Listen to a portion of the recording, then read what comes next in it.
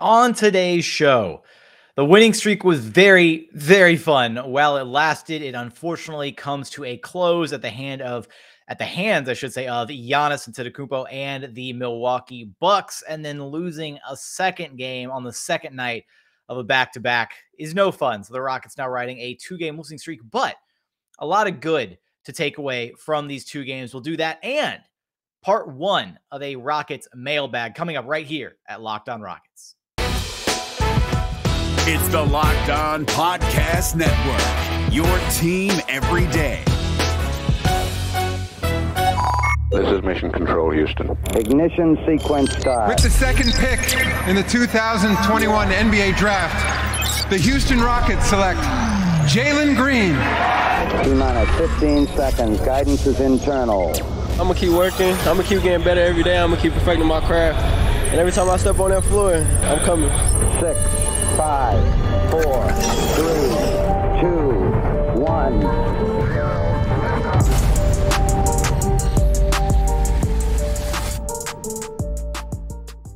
What's up, and welcome to another episode of Locked On Rockets, the best and only daily podcast covering your Houston Rockets. As always, I'm your host, Jackson Gatlin, native Houstonian and co-host of Locked On NBA Thursday. Wait, I'm not co-host of Locked On NBA Thursdays anymore. Got caught in my usual intro. I am now the new host of Locked On NBA Mondays, where we go around the league and interview 3 hosts on the Locked On Network to figure out, find out the biggest stories, the most entertaining news from around the league. So go check out Locked On NBA Mondays. That's where I do my stuff now. So still part of the Locked On NBA crew, but I am the new Monday host.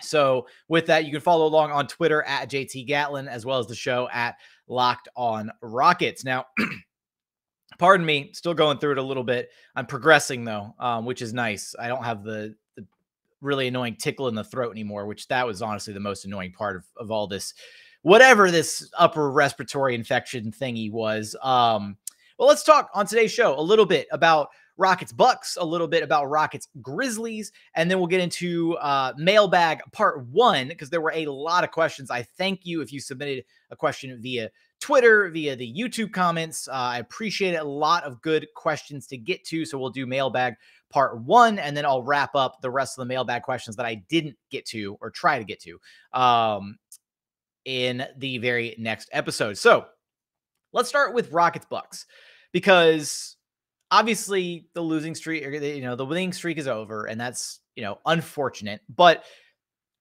I and many other, Rockets fans, I didn't have any, illusions of visions of grandeur and expecting this team to start suddenly vying for a play-in spot and being, uber competitive. And the win streak was nice. It was much needed. And they played a competitive game against the Bucks. I will say that, right? They fell to the Milwaukee Bucks 123-114. They led going into the fourth quarter. If you had told me that this team was going to be leading, not only were they leading at halftime by 7, but then still held a 5-point lead at the top of the fourth quarter, I would have been, I don't know if I would have believed you, honestly. It took a 41-point performance and a pair of 21-point performances from Chris Middleton, Bobby Portis, and then again, Giannis going for 40 to beat the streaking Houston Rockets. And they played a really, really competitive game. No Kevin Porter Jr., no Jalen Green, no Daniel House Jr. I mean, they were missing key rotation guys, and they still played a really competitive game. I want to talk about the main sticking point from this game, which was Alperen Sengun, who continues to just be the most, he's been the most impressive player this season. Like there's no ifs, ands, or buts about it. Alperen Sengun has been phenomenal this season. And in this game, he continued to be phenomenal. He was bodying DeMarcus Cousins and wasn't having it. Like, he crossed the hell out of Boogie. He burned Boogie on a fake dribble handoff. DeMarcus Cousins racked up 4 fouls in 4 minutes in this game and was getting into it. He was getting chippy with Alperen Sengun. There was a play, on the offensive side of the ball where DeMarcus Cousins kind of tried to, be a little bit of a bully, kind of throwing his weight around, and Alperen Sengun wasn't having it. he was still head in the game, just playing his speed, his level. And then later, there was nobody on the Bucks who could effectively hold Alperen Sengun. Bobby Portis couldn't do it. Giannis had 2 possessions where he held Alperen Sengun. The first of which he tipped the ball away and it led to a turnover. The second of which Alperen Sengun drew a foul on Giannis and got to the free throw line. Sengun finished the evening 15 points on 6 of 8 shooting, 3 of 6 from the charity stripe. You'd like to see that number be a little bit better. Had 5 rebounds, had 1 steal, and only 1 turnover in 16 minutes of run. And I think the biggest takeaway from this game, in addition to the impressive performances from the starters, C. Wood put in 21, Garrison Matthews put in 23, Armoni Brooks put in 21, Josh Christopher was solid off the bench with 7 points on 3 of 6 shooting. A really solid all-around performance from most of the team, and they were very much in this game down to the very end. Couple takeaways is, first, it really hurt not having an actual point guard out on the floor in the closing stretch of this game. And there was that really critical turnover. Garrison Matthews gets the rebound and is walking the ball up the floor. And basically it's like hot potato, just trying to get rid of it. And, forces an errant pass to Christian Wood. It gets turned over. Middleton drains a 3-pointer and it gives the Bucks. I mean, that was basically the moment where I knew the game was kind of over. They stretched the lead from 5 to 8. It was 117, 109. And that was just kind of the moment where the Rockets started to let go of the rope. There was about 4 minutes left in the game, but they just couldn't claw their way back into it after that moment. So not having a traditional point guard out on the floor to kind of run things was a little unfortunate in that regard. And then not only that, but the question marks surrounding, okay, Alperen Sengun played a damn fine game. There was no answer on the Milwaukee Bucks side of how they were going to defend Alperen Sengun. So why did Steven Silas and company go away from him, in the closing stretches of this game? Why didn't he close out the game? There was a point where Sengun got subbed out and Christian Wood came back into the game a little bit earlier than he normally would in the fourth quarter. And I was really hoping that Steven Silas did that so that he could get Alperen Sengun back in to close out the game. And it kind of felt like the reasoning that Steven Silas gave in the post-game presser was a little peculiar to me, because he cited the fact that the Bucks started to run Giannis at the 5 and that they needed to guard Alperen Sengun with Giannis. And unfortunately, there were only a couple possessions where that happened. It wasn't like it was, a series of, multiple possessions or multiple minutes where Giannis just completely shut down Alperen Sengun. It kind of felt like Steven Silas was anticipating this counterpunch of them running Giannis at the 5. And he had his own counterpunch where he's like, I'll sub Sengun out and we'll, go back to running Wood at the 5. And it was like he had the counterpunch and he was going to pull the counterpunch regardless of what happened, because Bobby Portis was still on the floor in the closing stretches of this game. The Rockets could have run Alperen Sengun and Christian Wood alongside each other. And I guess just from that point, though, the concern was, who are you going to throw on Giannis at that point? Do you let Christian Wood check Giannis? Do you put Wood on Middleton and Sengun on Portis, and then I guess still leave Tate on Giannis? It's kind of tough to juggle that assignment defensively, sure. Offensively, though, you can't deny that Alperen Sengun was drawing fouls at an absurd rate, was getting pretty much whatever he wanted against this Bucks defense. They didn't have an answer for him on the interior, and I would have liked to see him close this game out. I'm not completely up in arms about it. I can see the reasoning for why Steven Silas did what he did and went with the lineup that he went with. But it's one of those moments where you live, you learn from it. And the silver lining takeaway is from this game and from the Memphis Grizzlies game that I'm going to talk about, coming up here in just a second. The takeaway has to be Alperen Sengun is going to be an all-star at some point in the NBA. There's no way that he's not. He is so talented at such a young age, understands the game, understands how to play, how to be effective in a variety of ways. It's not and this is the coolest part, right? It's not like Sengun is just a one-trick pony. It's not like he's just out there, oh, he's got some cool passes and like that's all he can do. No, he can pass, he can drive, he can create off the low block, the high post, he can create for his teammates, he creates for himself. He reads the game. He plays and hustles hard on defense. The one knock on his game right now is the foul trouble, right? And that's to be expected. He's going to learn and he's going to adjust and he's going to get, more and more comfortable at the NBA level, at the speed of the NBA game. And he's going to there's going to be a moment. I don't know if it's going to be like a true blue, like light bulb moment for Sengun, or if it's going to be more of a gradual, slow burn as the season continues. And maybe it takes, well into next season, right? But there's going to be a point where suddenly we see the fouls stop happening, right? We see the little ticky-tack stuff. We see Sengun make some decisions where it's, he maybe could contest a shot, but he realizes his value is as, an offensive hub on the floor for this Rockets team. And it's not, it's not the end of the world if he doesn't contest every single, layup shot attempt right at the rim, that kind of thing. Or if he's not completely bodying up to another player in the post. So there's going to be a moment where Sengun starts to, pick up on that and realize what he's doing. And again, if Sengun was getting 30 plus minutes a night, he would absolutely be in rookie of the year conversations right now.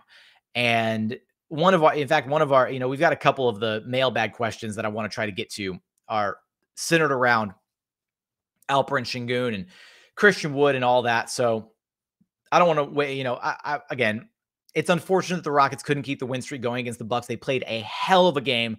They were leading. They were, in control of this game, and they just let go of the rope a little bit down the stretch. And again, it's still a good learning opportunity for this team, a team that's missing two of its starters. Okay. So I can't help but be, come away with a positive mindset from this game, and even a positive mindset from the Grizzlies game, which we're going to talk about in just a moment coming up here after a quick message from our friends over at Directv. Because look, I'm sure this sounds familiar, right? You've got one device that lets you catch the game live, another that lets you stream your favorite shows. You're watching sports highlights on your phone, and then you've got your neighbor's best friend's login for all the other good stuff that you're missing out on, right? Let me tell you about a simple way to get all the entertainment that you love without the hassle. A great way to finally get your TV together. It's called Directv Stream, and it brings your live TV and on-demand favorites together like never before, so you can watch your favorite sports, movies, and shows all in one place. That means no more juggling remotes, no more need to buy another device ever again. And the best part, there's no annual contract. So get rid of the clutter and the confusion. Get your TV together with Directv Stream. You can learn more at directv.com. That's directv.com. Compatible device required. Content varies by package. And continuing on here at Locked On Rockets, your daily podcast home for everything Houston Rockets basketball. Let's talk a little bit about the second night of the back-to-back for the Houston Rockets after a grueling game against the defending champion Milwaukee Bucks, where they almost continued the win streak. They then had to fly out to Memphis. Look, this was not a fun trip for the Houston Rockets. They had the storm over Memphis, the terrible flight conditions, and they wound up circling the Memphis airport for an hour or two or something like that. They didn't land until 1 a.m. They didn't get to the hotel till 2. And they still, despite a really, really rough start to this game, a really rough, honestly, first half of this one, trailing by, they trailed by, 15, 16 at halftime, double digits. they didn't hang their head. They didn't give up. They fought back into this game, and they made it a game. I said at one point early in this game, I was like, look, as long as they don't lose by 73, I'm content, right? Because if they had lost by 73 or more to the Ja Morantless Memphis Grizzlies, I was gonna have to go scrub a whole lot of tweets because I got off some jokes when that happened to the OKC Thunder.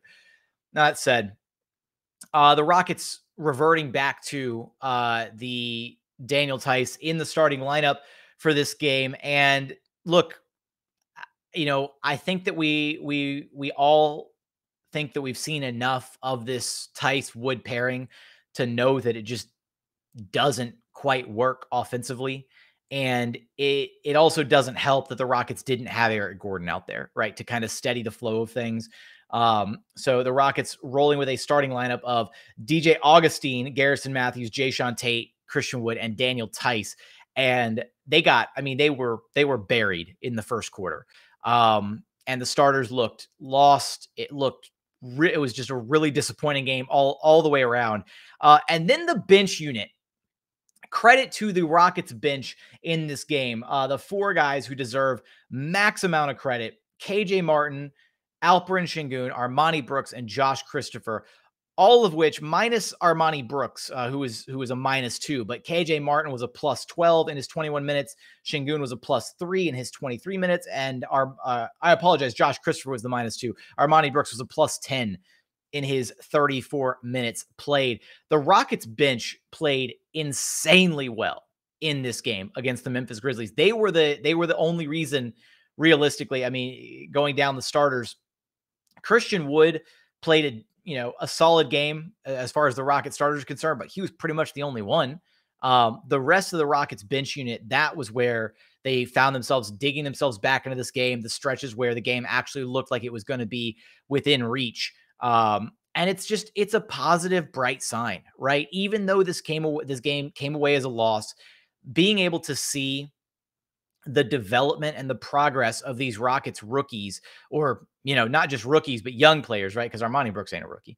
But seeing these guys be able to have opportunities to get these reps in and have moments where they can flourish, it gives you a lot of optimism and hope for what this team is going to look like moving forward, right? As the reins are kind of handed over from some of the veterans who are taking up minutes, right? It's not just, oh, well, the Rockets are going to move EG at the trade deadline.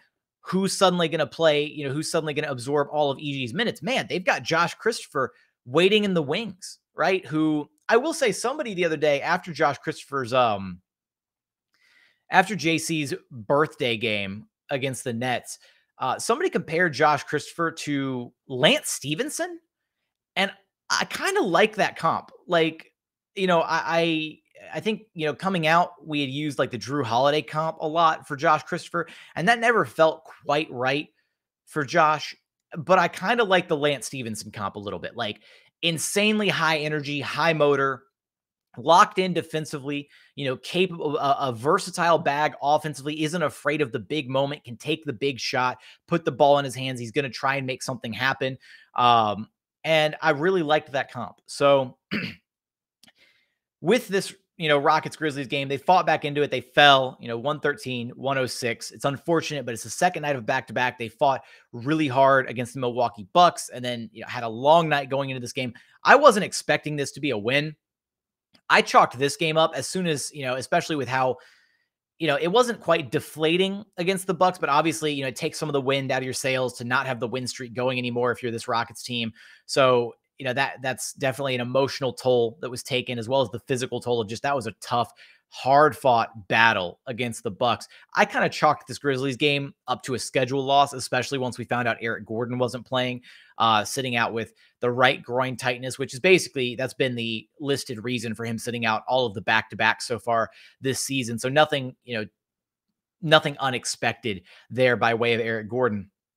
But again, I can't be, I could sit here and continue to sing the praises of the Rockets rookies. Alperen Sengun, who had the ridiculous, pass to Christian Wood under the bucket, drives the ball in, collapses the defense, and Christian Wood kind of floats in behind him. And, Sengun just shovel pass, no look to Christian Wood, and he gets two at the rim. He had a pass later in the game where they were running a curl action with Sengun kind of in the post, and Christian Wood came curling around, and Sengun kind of, shovel past it to Christian Wood, and then Wood, was able to finish at the rim. And it's those moments where we're able to see those guys coexist on the court that you kind of have to come away excited and, hopeful at the future of this team, and that we're going to continue to see Stephen Silas run Christian Wood and Alperen Sengun more and more together. After the Milwaukee Bucks game, Christian Wood, talked about, the keys to this, this Rockets win streak and how effective they had been during the 7-game win streak. And he talked about, Garrison Matthews, Eric Gordon, Armoni Brooks, those guys have been playing out of their mind. Al P has been great off the bench. I think he needs a little bit more minutes. Those were his direct words, direct quote. So even Christian wants to see Alperen Sengun get a little bit more run.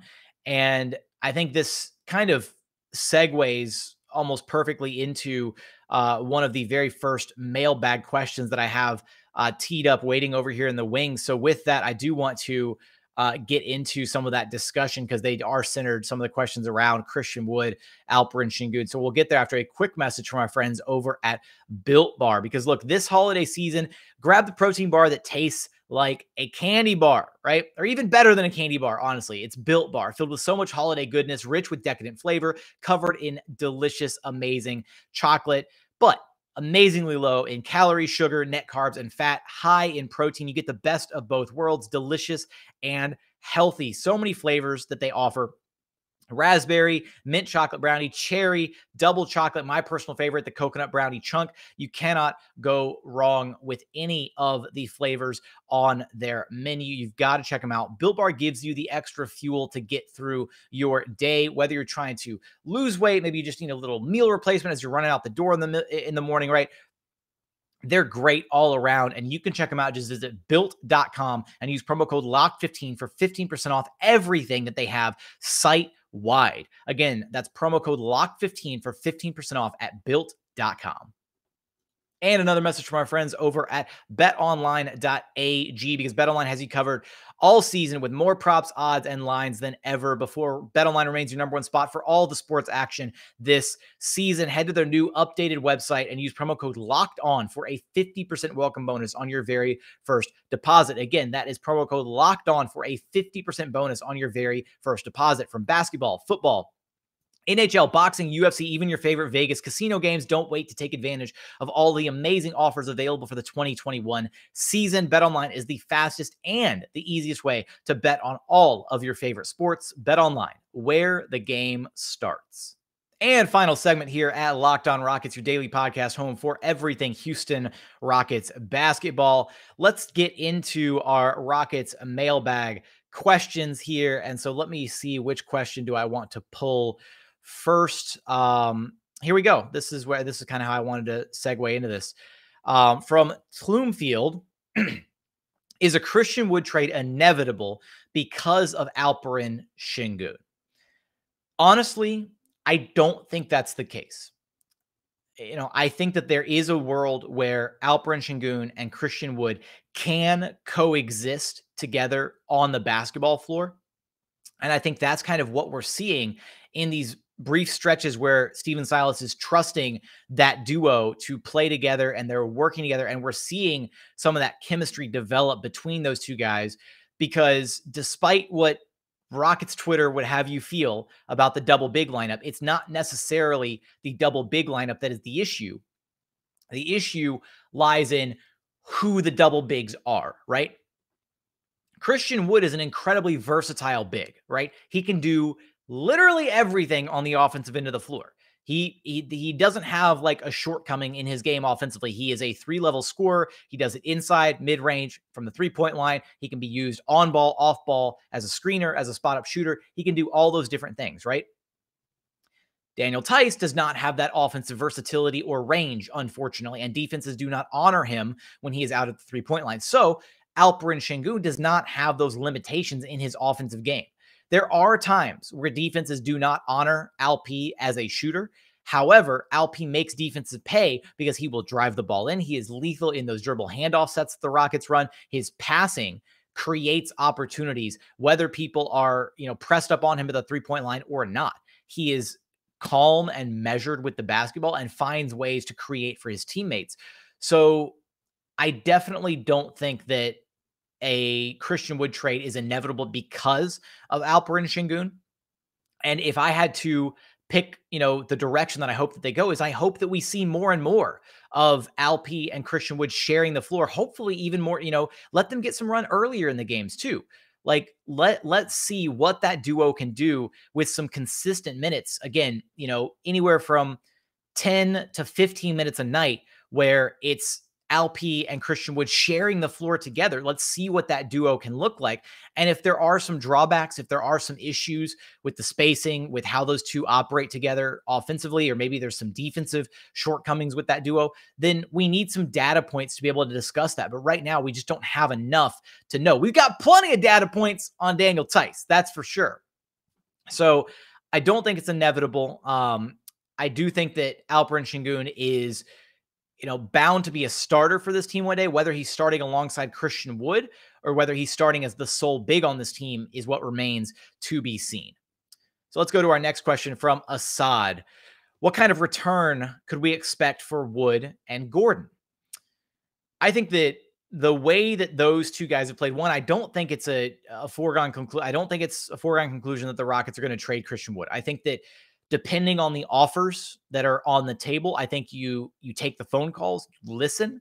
And if somebody gives you a monstrous offer, if somebody blows you out of the water with, you're just like, whoa, then yeah, you absolutely take the deal on Christian Wood, because there are a lot of talented bigs coming out of this year's NBA draft. And the Rockets already have two very raw, very talented, sky high potential bigs in Alperen Sengun and Usman Garuba.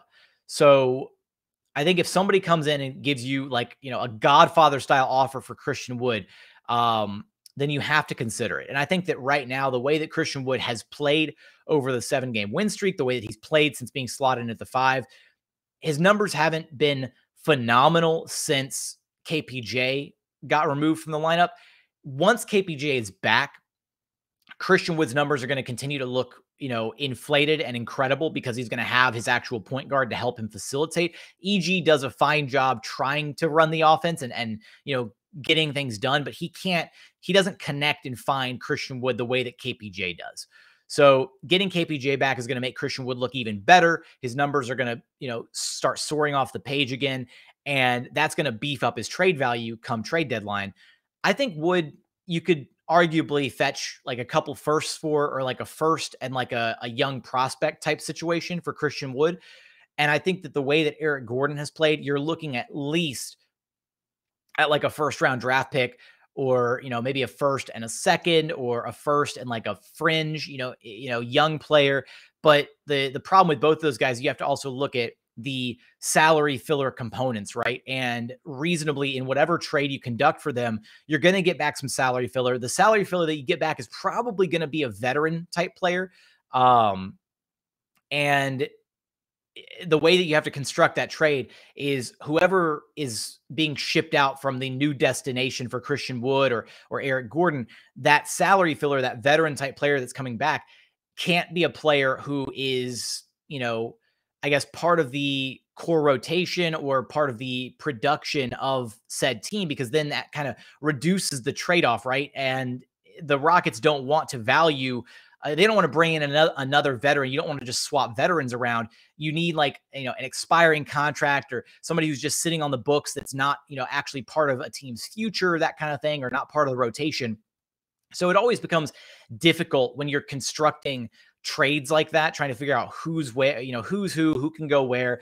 Look, I would love to see Eric Gordon, get sent to the Phoenix Suns and be able to team up with Chris Paul and, make a run for a title, in Phoenix. I think the finances are really hard to make that work. Another team that's really interesting as an Eric Gordon destination is the LA Clippers. A couple destinations that are interesting for Christian Wood, right? I think the Charlotte Hornets could make a lot of sense for Christian Wood. He could be their answer at the 5 spot. And I mean, the way that that team plays, Christian Wood would slot in beautifully and start putting up monster numbers next to LaMelo Ball and the rest of the guys over there in Charlotte.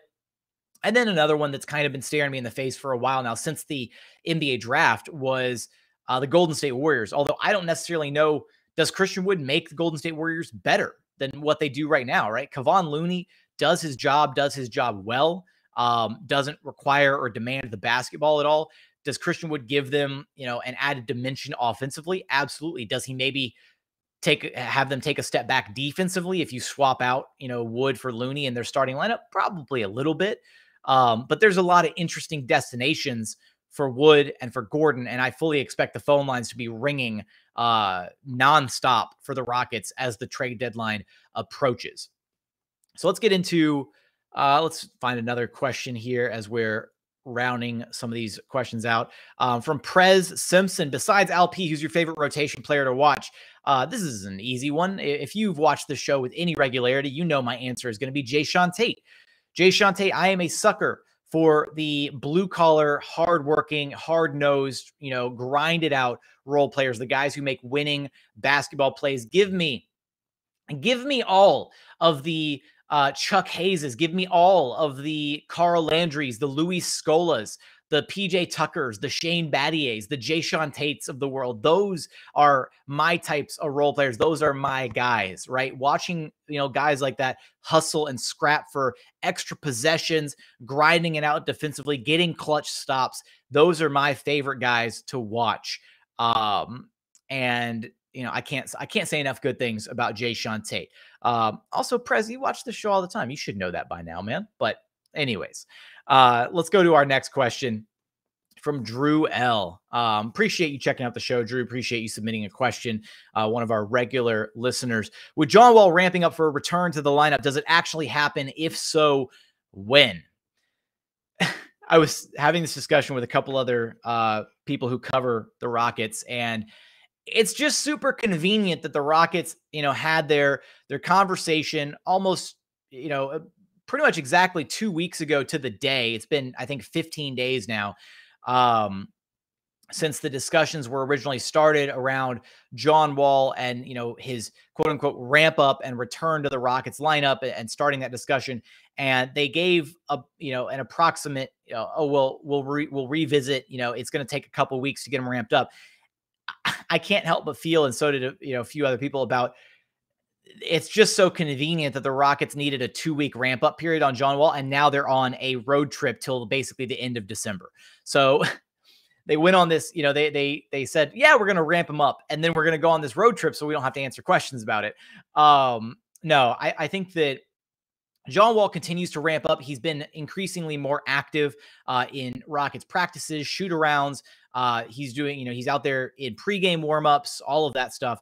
So he is continuing to ramp up. Does he actually return to the Rockets lineup? I think that's still incredibly dependent on if Wall is willing to accept a reduced role. If I was a betting man, which you can be if you go check out betonline.ag, soft plug. Now, if I was a betting man, I would venture to say that the Houston Rockets stick to their guns and that John Wall does not return as a starter for this Houston Rockets team. Does he return at all? Again, very dependent on if John Wall is willing to accept a reduced role for this Rockets team. And I'm sorry if that's a cop-out answer, but that's just kind of where we're at, because the organization understands what their goal is this season in developing and growing KPJ as the point guard. And that stretch where KPJ came back from his first time missed and, had multiple games in a row with double-digit assists, looked really good, was, looked phenomenal up until he left the game against the OKC Thunder, right? They got a brief glimpse into, a heightened version of the ceiling of KPJ as this team's point guard. And I think that did nothing but, cause this team to want to double down on that project moving forward. Because at this point, I don't even think you can safely call it a project. I had a show earlier this season where I said, is KPJ a point guard? And I had my doubts. And I still don't think he's not your traditional, floor general-esque, Chris Paul, Jason Kidd, Chauncey Billups-esque point guard, right? He's not that. And even KPJ has said he's not that, right? He tried to box himself in and put himself in a box as a quote-unquote point guard, and he didn't find success doing it that way. He started approaching the game differently from a different mental perspective and found more success as just going out there playing his style, his brand of basketball. So I definitely think the organization sees the promise there, and I don't think there's a way. And I guess this leads into our final question, our final mailbag question here. let's go from listen to Lycon. Is there a world where Wall can teach KPJ the point guard role while they are both on the court? So here we go. I do not see a way in which John Wall can come back in, can be a starter on this team, and KPJ adequately get the reps in that he needs as the point guard and as the focal point running this Rockets offense. It's basically going to be a version of what we saw last season, where the Rockets were starting John Wall and Kevin Porter Jr. alongside each other, and KPJ had some of his worst games starting alongside John Wall. It wasn't until Wall was shut down for the season and the reins were handed over to KPJ that we got a glimpse, however brief it was, that 5-6 game stretch where KPJ looked phenomenal with the ball in his hands. So why go back on all of that, right? John Wall isn't the future of this team. Playing John Wall in a starter's role and letting him, eat up 25 to 30 minutes a night and get, 15 to 20 shot attempts up, it's not going to suddenly balloon his trade value. There's an understanding of what John Wall can provide to a team right now, and the only hangup is his contract. So playing him in a bit of a reserve role, if you want to showcase his abilities a little bit so that other teams can kind of take a glimpse at him and say, oh yeah, he's, he could still help us out. Do we have, $35 million in outgoing salary to cobble together to get some John Wall action on our squad? Maybe, maybe not. That's the hard part, right?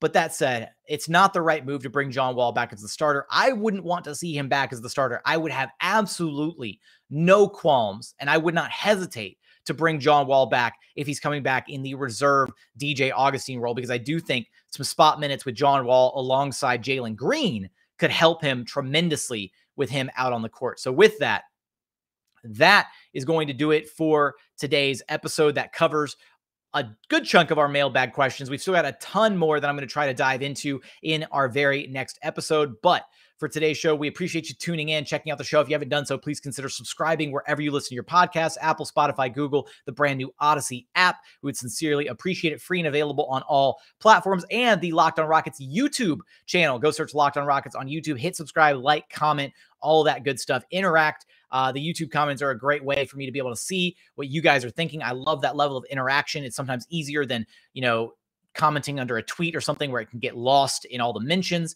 I do read through all of the YouTube comments. So whether you like the show, whether you hate the show, let me know. Maybe if you hate the show, don't let me know in the YouTube comments. No, anyways, go comment on YouTube. For today's show, that's going to do it. As always, thank you so much for watching. Thank you so much for listening. And we look forward to having you back right here at Locked on Rockets, your daily podcast home for everything Houston Rockets basketball.